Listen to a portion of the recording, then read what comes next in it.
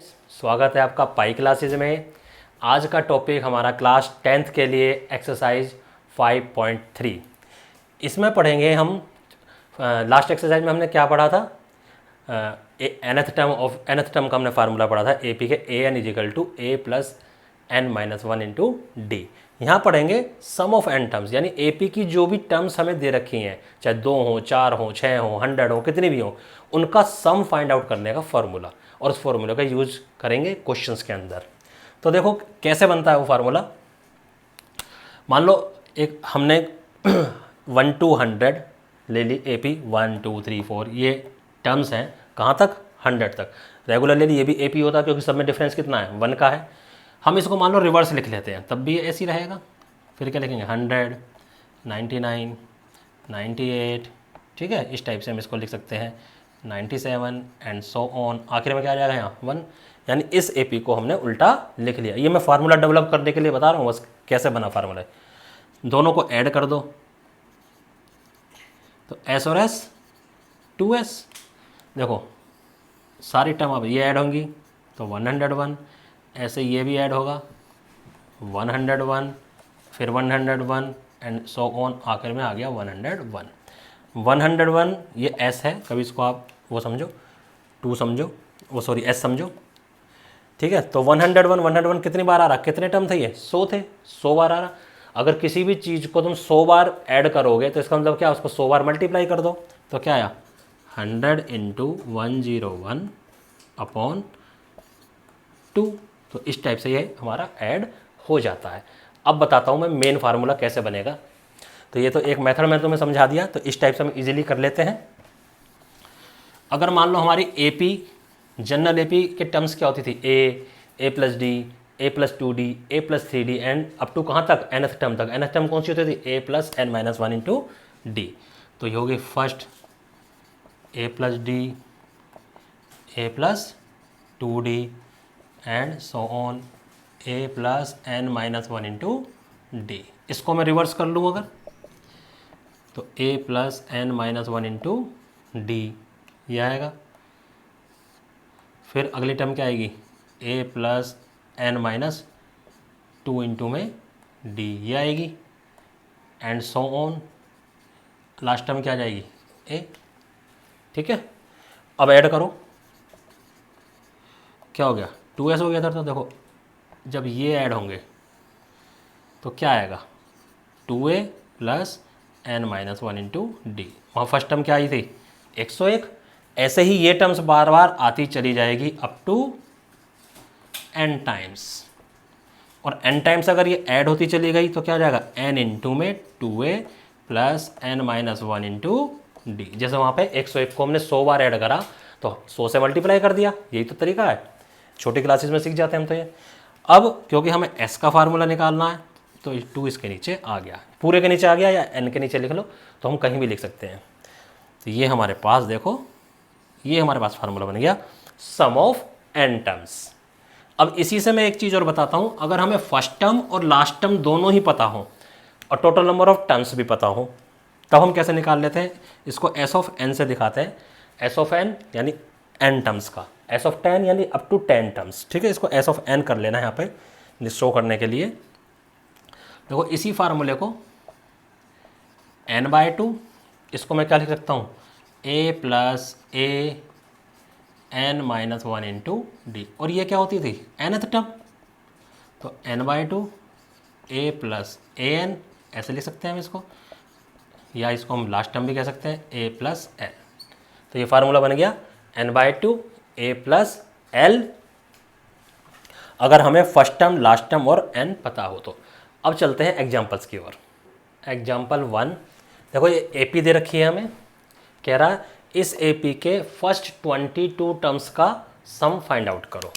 तो A P में हमें सबसे पहले देखो ए 8, डी क्या होता था 3 माइनस 8 यानी कि माइनस के 5, और एन कितना हो गया 22, क्योंकि S22 हमें वो निकलवा रहा। अब S22 का फार्मूला क्या होता था, फार्मूला n/2, फार्मूला मैं यहाँ पर अभी लिख देता हूँ यहाँ पे, S of n n/2 2a plus n minus one into d. ये हमारे पास फार्मूला था ए पी को nth टर्म को सम आप फाइंड आउट करने का। अब n की वैल्यू हम कुछ भी रख सकते हैं और सम हम फाइंड आउट कर सकते हैं।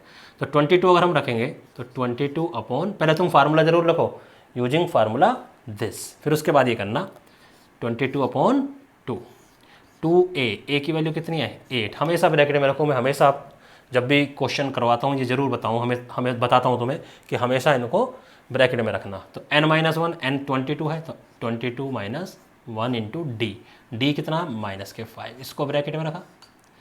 ये हो गया हमारा 11, 16, ये कितना आएगा 21, 21 को 5 से मल्टीप्लाई करो -5 से 105, ठीक है। इसको सोल्व कर लो, ये क्या आएगा -99, 11 -99, जो भी इसको आएगा मल्टीप्लाई करके डेट इज योर आंसर, ठीक है। अब नेक्स्ट पर आ जाते हैं, एग्जाम्पल नंबर 12 कहता है 14 टर्म्स का सम इतना दे रखा है हमें, जो पहली 14 टर्म्स हैं एपी की उसका सम हमें फाइंड आउट नहीं करना हो, पहले से ही गिवन है। फर्स्ट टर्म बता रखी है कि फर्स्ट टर्म इतनी है, तो बताओ 20th टर्म क्या होगी। सम दे रखा है, फर्स्ट टर्म दे रखी है, और 20th टर्म जो हम nth टर्म का फार्मूला यूज करते थे फर्स्ट सेकंड एक्सरसाइज में, वो यूज करना पड़ेगा बाद में।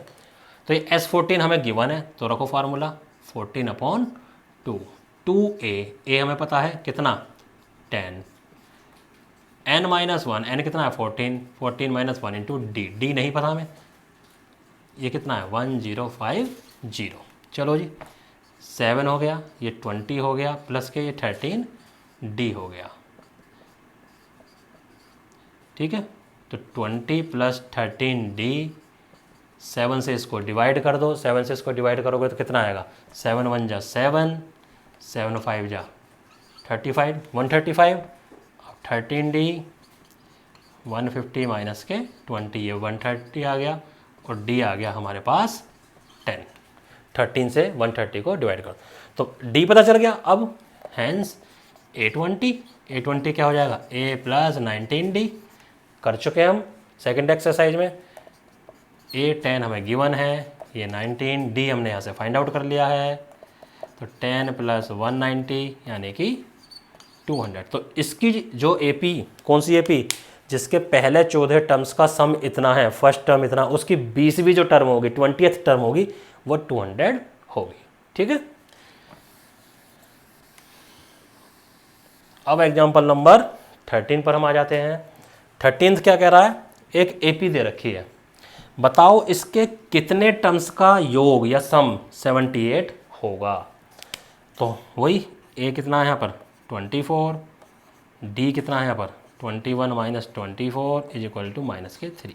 तो A और D हमें पता चल गया, हमें नहीं पता कितने टर्म्स का होगा, लेट n टर्म्स का योग होगा, n टर्म लेट, तो जो S ऑफ n है वो हमने मान लिया 78।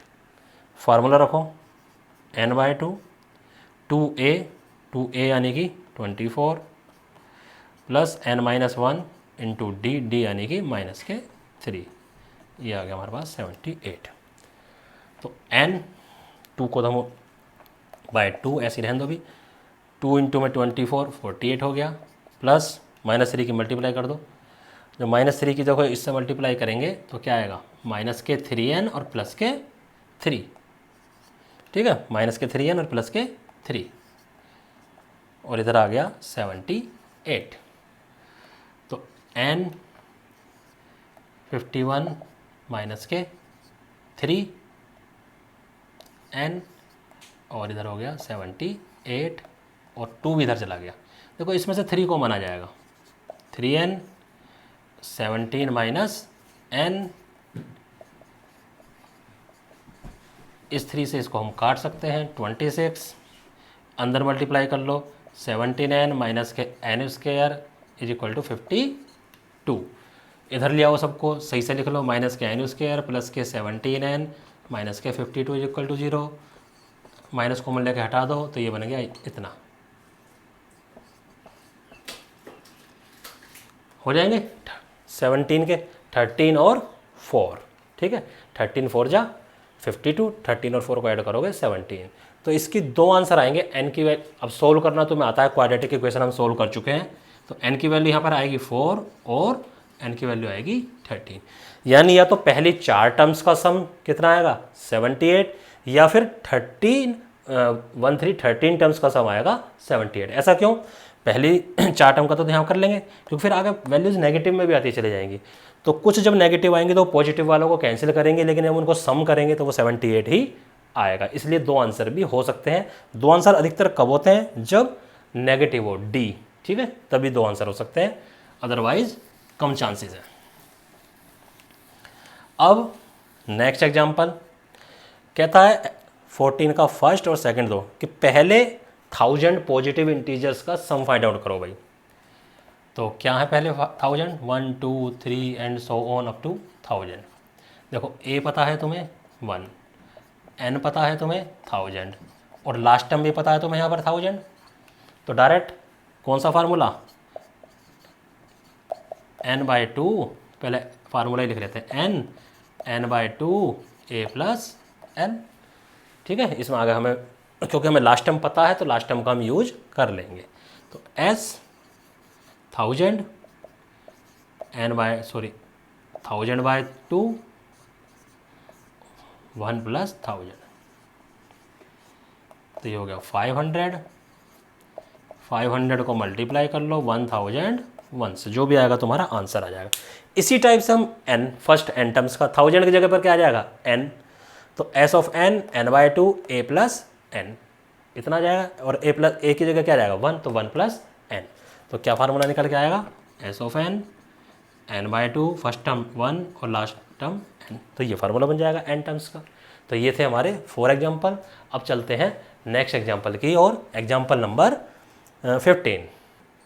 देखो एग्जाम्पल नंबर 15 है, nth टर्म हमें गिवन है, कह रहा है सम ऑफ 24 टर्म्स फाइंड आउट करो। AP वगैरह हमें कुछ नहीं दे रखी है, हमें सिर्फ nth टर्म दे रखी है। अगर हम nth टर्म दे रखी है तो हम AP आसानी से फाइंड आउट कर सकते हैं।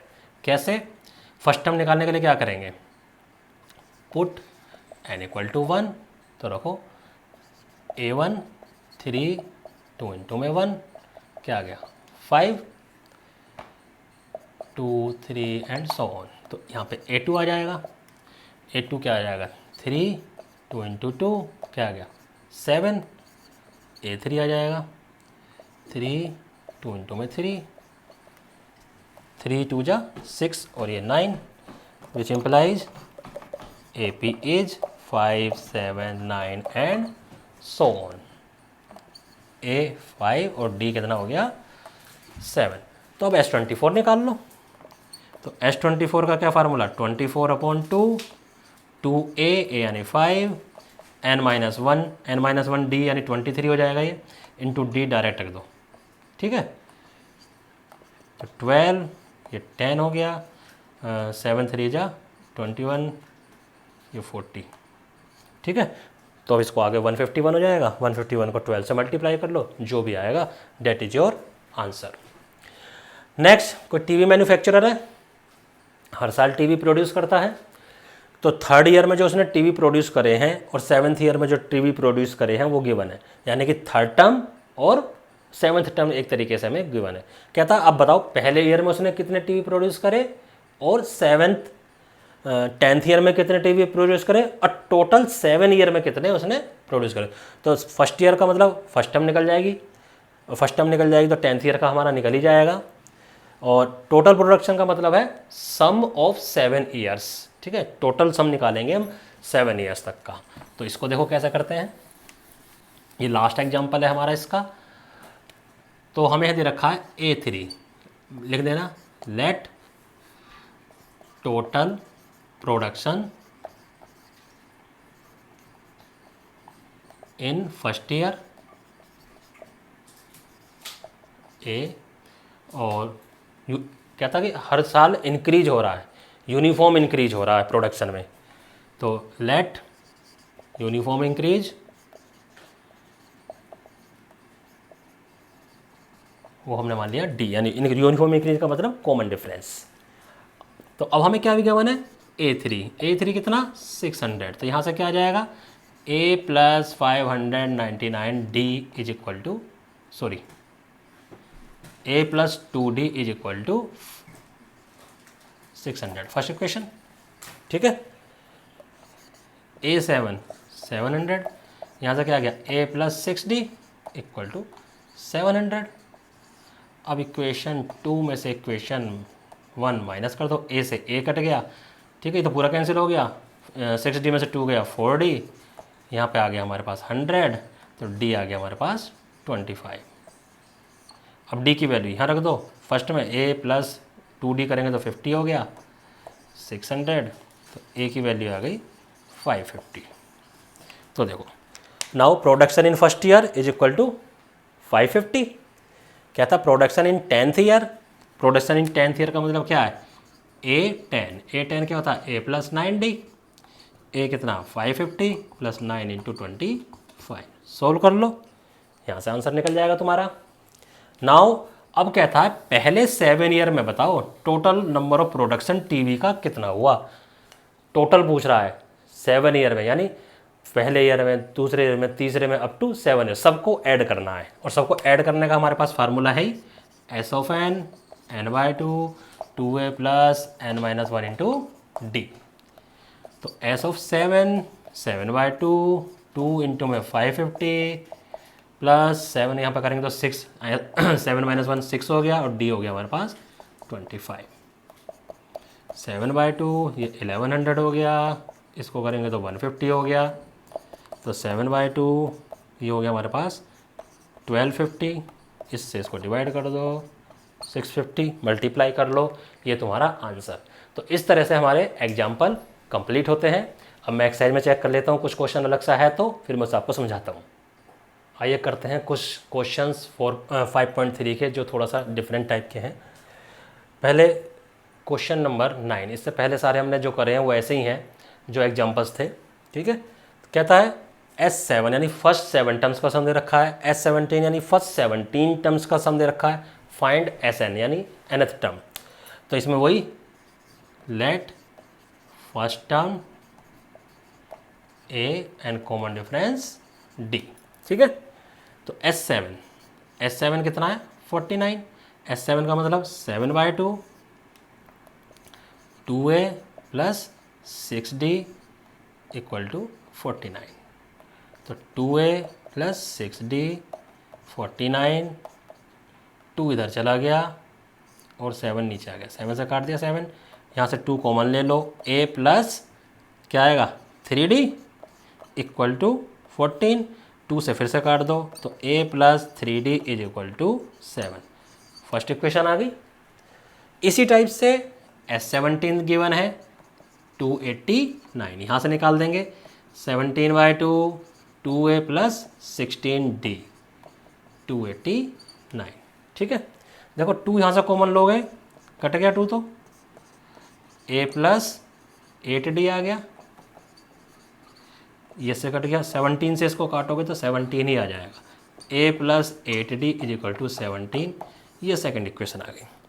इन दोनों इक्वेशन को सॉल्व करो, किसकी वैल्यू निकालेंगे हम, a की वैल्यू निकालेंगे और d की वैल्यू निकालेंगे। जब a और d की वैल्यू निकालने की तो s ऑफ n में रख दो, s ऑफ n में रख के हम सम ऑफ फर्स्ट टाइम टर्म्स निकाल लेंगे, ठीक है। ये तो सिंपल था। अब नेक्स्ट क्वेश्चन ये वाला देखो क्या कह रहा है, सम ऑफ n टर्म्स ये दे रखा है हमें Sn 4n minus n square, इस फार्मूले से दे रखा है। कहता है सम ऑफ फर्स्ट टर्म निकालो। सम ऑफ फर्स्ट टर्म का मतलब क्या है, पहली टर्म ही निकालनी है, सम ऑफ फर्स्ट टर्म पहली टर्म ही तो होती है। तो S1 इसमें 1 रख दो, तो क्या हो गया 4 माइनस 1 यानी कि 3, और ये है क्या, ये यही तो है हमारे पास, क्योंकि सम ऑफ फर्स्ट टर्म या पहली टर्म का सम ऑफ सेकेंड टर्म 4 2 माइनस 2 का स्क्वायर, 4 इंटू 2 8 माइनस 4 यानी कि 4, ठीक है। ये पहली 2 टर्म्स का सम, ये इसमें क्या क्या है, फर्स्ट टर्म है और सेकंड टर्म है। जैसे ये फर्स्ट टर्म हो गई, ये सेकंड टर्म हो गई, ये थर्ड टर्म हो गई, ये फोर्थ हो गई। तो सम ऑफ फर्स्ट टर्म में खाली यही तो निकलेगा, और इनको दोनों को जोड़ेंगे तो S2 निकल जाएगा, इन तीनों को जोड़ेंगे तो S3 निकल जाएगा। इस टाइप से हमारा फाइंड आउट हो जाते हैं। अब कहता है सेकंड टर्म बताओ भाई क्या होगी, तो सेकंड टर्म हमें S2 पता है। देखो सेकंड टर्म, अगर मैं S2 में से S1 को माइनस कर दूं, देखो S2 में ये दोनों आ रही है और S1 में ये अकेली आ रही है, अगर इन दोनों में से ये माइनस कर दूं तो सेकंड टर्म निकल जाएगी इजीली। क्या निकलेगी, देखो 4 और ये क्या आया है 3, तो आ गया 1। तो सेकंड टर्म क्या आई हमारे पास 1 आ गई। अब ऐसे ही कह रहा A3 फाइंड आउट करो इसी टाइप से। अब A3 तुम कैसे निकाल सकते हो बताओ। A3 अब हमारे अब तो हम इजीली निकाल लेंगे क्योंकि हमारे पास फर्स्ट टर्म आ गई 3, सेकंड टर्म आ गई 1, कॉमन डिफरेंस कितना आ गया क्लियरली पता चल रहा है 1 माइनस 2, वो sorry 1 minus 3 is equal to -2 and so on. इस टाइप से है हमारे पास। अब तो तुम थर्ड टर्म निकाल दो, यानी A3 क्या हो जाएगा A + 2D, A10 A + 9D, AN A + n-1 into D.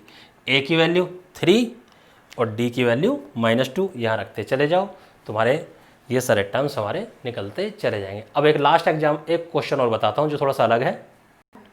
देखो क्वेश्चन नंबर 18, एक इस तरह से वायर है, स्पाइरल में ऐसे ऐसे घुमा रखा है, कब तक 13 राउंड तक, ठीक है। और देखो ये जो है इतना है, ये सेमी सर्कल है यहाँ से लेकर यहाँ तक, इसका रेडियस ये है A, ठीक है। फिर दूसरे वाले का रेडियस B है, ऐसी ABCD इनके रेडियस है हमारे पास। एक बार A से बना दिया, फिर एक बार B से बना दिया, फिर एक बार A से बना दिया, फिर एक बार B से बना दिया, ऐसे ये सर्कल बनाते जा रहे हैं कब तक 13 राउंड तक। तो कह रहा है ये जो वायर इसमें यूज हो रहा है स्पाइरल बनाने में, इसकी टोटल लेंथ निकालो। इसकी टोटल लेंथ कैसे निकलेगी, देखो ये वाली लेंथ, फिर इधर से इस वाले सेमी सर्कल की लेंथ, फिर इस वाले सेमी सर्कल की लेंथ, फिर इस वाले सेमी सर्कल की लेंथ, फिर ऐसे हमारे पास निकलती चली जाएंगी। ये L1 L2 L3 शो कर रखी हैं। और सबसे पहले बता रखा है ये जो पहला इसकी 0.5 सेंटीमीटर है रेडियस, जो ये दूसरे वाला L2 इसकी 1 सेंटीमीटर रेडियस है, तीसरे वाले की 1.5 है, ठीक है। तो सबसे पहले हम निकालेंगे L1। क्या होता है सर्कमफेरेंस, पूरे सर्कल का क्या होता है 2πr, सेमी सर्कल का क्या हो जाएगा πr, और पाई यहाँ पर यूज करनी है 22/7, तो 22/7 इंटू 0.5 निकाल लोगे, कोई दिक्कत नहीं है, मैं सिर्फ हिंट दूंगा, करना आपको अपने आप ही है। ऐसे ही L2 22/7 इंटू 1 जो भी आएगा यहाँ पर हमारे पास, फिर L3 22/7 इंटू 1.5, फिर L4 क्या आएगा 22/7 इंटू 2, ठीक है। तो ये हमारी फर्स्ट टर्म सेकंड टर्म इस तरह से हमारी फाइंड आउट होती चली जाएंगी। तो देखो ये अगर बनेगा तो अगर इसको हम मल्टीप्लाई करने की ज़रूरत भी नहीं है। देखो 22/7 फर्स्ट टर्म हो गई, ठीक है। सेकंड टर्म हो जाएगी 22/7 इंटू 1, 22/7 इंटू क्या होगा 1.5 एंड सो ऑन। जब हम इसको ऐड करेंगे S13 कह रहा है वो कि ऐसे 13 है, तो 13 में इनमें सब में आप प्लस लगाते चले जाओ। देखो फर्स्ट में 0.5, फिर 1, फिर 1.5, देखो फर्स्ट में 0.5 आ रहा है, 2 में 1 आ रहा है, थर्ड टर्म में 1.5 आ रहा है, फोर्थ में कितना आ रहा है 2 आ रहा है, यानी आधा आ रहा है। तो 13 से जो टर्म बनेगी हमारे पास उसमें क्या बनेगा 6.5। अब clearly 13/2 first term 27 0.5 plus last term 22/7 6.5, तो 13/2 22/7 कॉमन, 0.5 और ये ऐड हो जाएंगे, ये 7 आ गया, 7 से 7 कट गया, 2 से कट गया 11, मल्टीप्लाई कर लो, जो भी आएगा आसान हो वो आंसर होगा। अब देखो कितना इजी निकल गया, और हमें ऐसे देखने में ऐसा लग रहा था पता नहीं क्या है, क्या करा हमने L1 क्या है सेमी सर्कल की सरकमफेरेंस, फिर L2 इस वाले की, और हर किसी की क्योंकि रेडियस अलग है तो हमने रेडियस अलग करा। ये तुम्हें फाइंड आउट करने की जरूरत ही नहीं पड़ेगी, सिर्फ इतना करके छोड़ देना। ये first term second term third term, तो जब इनको सम करेंगे हम, फर्स्ट टर्म ये, सेकंड टर्म ये, थर्ड टर्म ये हो गया हमारा 13th टर्म, क्योंकि 13 टर्म का ही वो पूछ रहा है। तो देखो इस फर्स्ट टर्म में 0.5 है, इस सेकंड टर्म में 2 है, तो इसी टाइप से यानी आधा आधा होता जा रहा है। 13 टर्म में यहाँ 6.5 आएगा, तो हमने फार्मूला कौन सा यूज करा S of n n/2 first term plus last term वाला, ठीक है, इस टाइप से हम ये क्वेश्चन करते चले गए। तो इसी टाइप के कुछ क्वेश्चंस हैं एक्सरसाइज में, अगर मैं सारे मैं ही करा दूंगा तो आप अपना माइंड ज़्यादा यूज़ नहीं करोगे, इसलिए बाकी जो बचे हुए क्वेश्चन हैं आप करो। ज़्यादातर क्वेश्चन तो एग्जाम्पल के जैसे ही हैं। फिर भी अगर आपसे कोई प्रॉब्लम नहीं सॉल्व हो रही है तो मुझे कमेंट बॉक्स में कमेंट कर सकते हो, उसे मैं नेक्स्ट वीडियो में ले लूँगा। उम्मीद करता हूँ आपको ये हमारा चैप्टर बहुत अच्छे से समझ में आया होगा। आज ये हमारा चैप्टर कंप्लीट होता है, हम 5 चैप्टर कर चुके हैं क्लास 10th के, तो सब कुछ आपको बहुत अच्छे से समझ में आ रहा है। तो इसलिए हमारे वीडियो को लाइक करो, शेयर करो, सब्सक्राइब करो। धन्यवाद।